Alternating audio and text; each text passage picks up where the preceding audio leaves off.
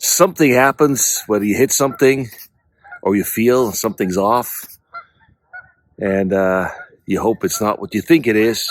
It's a flat tire. Boom. What you gonna do? So the other day that happened to me. I dropped somebody off somewhere on my way home, and something was off. I can feel it. And of course, with these newer cars, which mine is not a newer, but maybe newish, you have all these sensors, man. It's like a computer. It's amazing. You used to be able to fix stuff on cars. Not that I'm a car guy, like I'm the kind of guy that I know how to put in gas. I can change a tire, and maybe some other things. Like I had this before. I had my truck. This truck, I had a Ford Ranger truck, an older model, and you were still like can still hands-on stuff. And I was able to do a few little things quite interesting. But other than that, man, I put in gas and I changed the oil. I can do that, but that's about it. That's it for me, man. I'm not one of those guys every Saturday you polish, you put new wax on it, you wax on, wax off. Not one of those guys. Back in Switzerland, used to bring my car to service it like every half a year. I don't know, whatever. And they cleaned the whole thing out. They vacuumed it.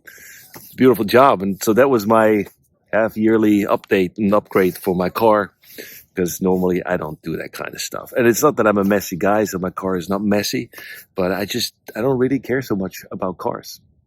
I do care about trucks. Since I have one now, there's no going back. So that was a side story to that story of a flat tire. So what happened on my way back, I could feel it, right? And the sensor's going off, tire pressure low, something like that. Oh my God. And so whether you have a flat tire and you actually have a flat tire, which means like something happens, you have the sound, and then you better go right, park it on the side of the street if you can, and put all the signals on, stuff, what you need to do. But in my case, I didn't feel that. I know like something's off, but I knew that like if I stop now, this is it. So I was brave. I was stupid. I don't know, but I felt I was brave.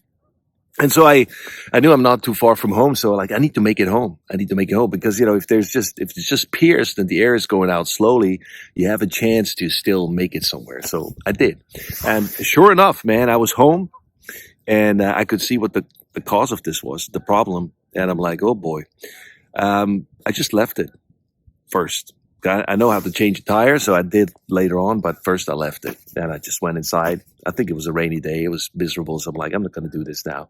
Sure enough, I come back out, and my truck is a little lower on one side. You can see because all the air is out. And so it's one of those things, like, hopefully you never use the jack. You don't have to do that, but I have to first see, like, where is the spare tire? There's a few options. So it was underneath. Looking for the jack. So it comes, normally have to put it together. I remember, man, one flat tire that I had with the Toyota, and they have this one nut that is a different shape. It's like a security bolt nut, whatever. Little did I know. And it was stashed away somewhere in the glove compartment, and still in a bag. No idea what that was. I'm glad that I didn't, normally I throw stuff out. I'm glad I didn't throw it out. And I had to call somebody, and they had to replace the tire, and it's, what they found. It's like, well, this is the security nut. And I'm like, are you nuts or what? Like, how should I know this? Like, so you can't, if you don't have the right equipment, don't know where it is, you're screwed, man. You can't change the tire. So you have to get somebody. So they put this in play, I heard, because people stealing tires, whatever. So, I'm glad my truck didn't have that, and I was able to do it myself. So I found the jack, and so, the spare tire was underneath. And I remembered another story with a Chrysler van that had a flat tire at work, and tried to get that thing down. Normally it's hooked on a wire, and then you need to put something in, like another screwdriver, something like you put together. I don't have the words for it because it's too technical, but and then you lower it because it's a wire, and you just spin it, and then you lower it, and it comes out. And so at the Chrysler, that thing has been there forever. I think nobody ever used it. It was all jacked up, jammed up, sorry. And it was all rusty. And so that thing would not go anywhere. The wire was stuck. So me and a friend had to get some tools and some pliers and stuff and try to cut off that wire. However, the dangerous part was if you cut that thing off and you're underneath, that thing is heavy. It's a tire, right? From a van, a truck, those are big tires. And so you had to watch out that you're not crushed by it. And so here it goes. So we better watch out. Watch your hands, watch your head. So we did. And eventually I was able to change that tire too. And I couldn't put it back under there because that was it. And so for the longest time, I had a spare tire somewhere in the back of the van, driving around with it. Man, that was something else. So this one was actually working out fine. It's great, man. A truck is great because it's so high up. I mean, you technically have just a few smaller guys, just like, hey, can you crawl under here? Just hold it up. Anyway, so I did. I changed it. I drove around for a while. And so one of those things like, so can this be fixed, right? It's a hole. How big is the hole? Where is it? And so I called around and I went somewhere and they said, we can take care of this. You can't fix it though. This is too big of a hole. Dang it. But we can fix it. But we don't have the right tire. Sometimes you need 2 tires. I just don't need 2 tires. I just need 1. They want to sell you 4. Like, no, man, they're all good. I just need 1. So eventually, long story short, I found a place and they took care of me. It cost some money, which is okay. And they gave me a discount, was nice. So then the guy who actually has been doing this for many, many years came to me and said, man, I've seen a lot of things in my life. I've never seen anything like it. It's like, talk to me, man. What's going on? And is that so he explained to me, and I'm not an expert, so just don't take it from me. But I found out that some of those tires they have a Kevlar layer around or inside. So it actually, you couldn't even pierce it with a bullet. You can shoot at it and the bullet wouldn't pierce the tire. But the rock can. Go figure.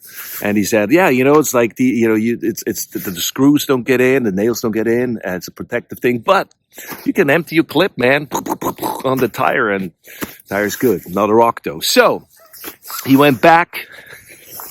He went back to the place where he took my old tire, and I saw him hammering, bam, bam, bam. And before he was hammering, he was asking me, so do you want the new tire, this white writing outside of the tire? Do you want it on the side of the tire? Do you want it inside or outside? I think I'm old school, man. It's cool. It's looks really cool if it's on the outside.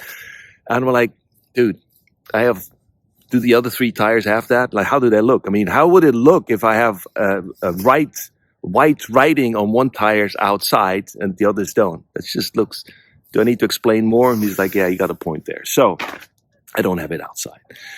Then he came back and he hammered the rock out of my tire. Look at that. See this? This is not the rock that came out of my tire. I lost that one. There you go. The one that was in my tire was much bigger.